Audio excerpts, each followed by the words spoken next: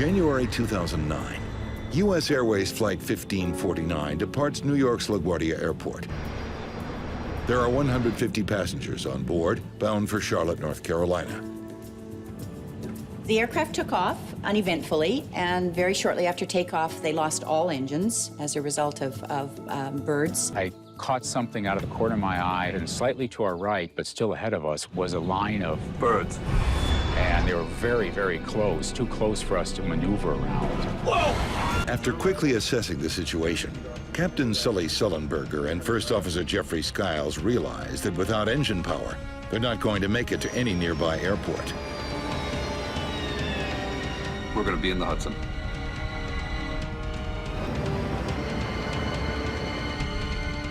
Brace for impact. You need to be aware of your brace position.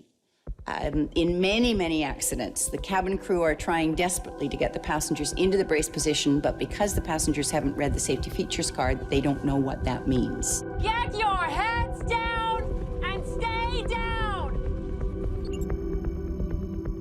Proper brace position is knees together, feet flat on the floor, body bent as far forward as possible, with arms wrapped under the legs or braced against the seat in front of you. Your body's going to be thrown forward, so if you can get yourself into that position beforehand, the amount of movement back and forth is going to be reduced and the level of injury will be less. In the cabin, the passengers prepare for the inevitable. All the passengers really started kind of pulling together, and somebody yelled out as we were going down. Be ready at the doors. The folks at the door says, "We're ready."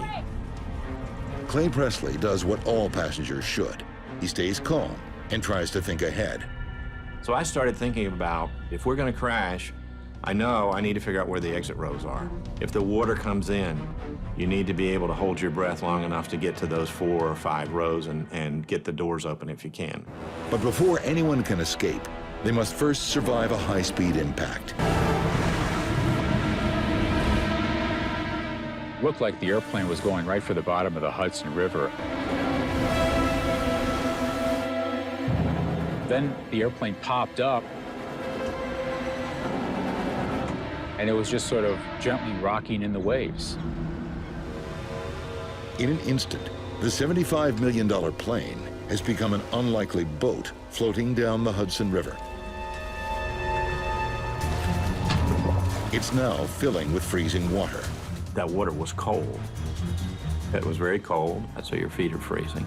If you land in the Hudson in the middle of the winter, the water is going to be very cold and you're going to suffer from hypothermia very quickly.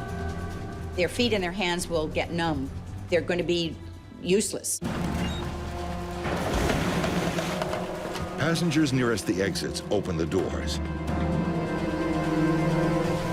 I just jumped up very quickly and started making my way to the emergency door. And so I worked my way out onto the wing, just a few steps to start with. Fortunately, they had slide rafts rather than just slides, so what they were able to do was evacuate passengers into the slide rafts. In the end, all 150 passengers and the entire crew of Flight 1549 are brought to safety. Another example of how serious aviation accidents often end well.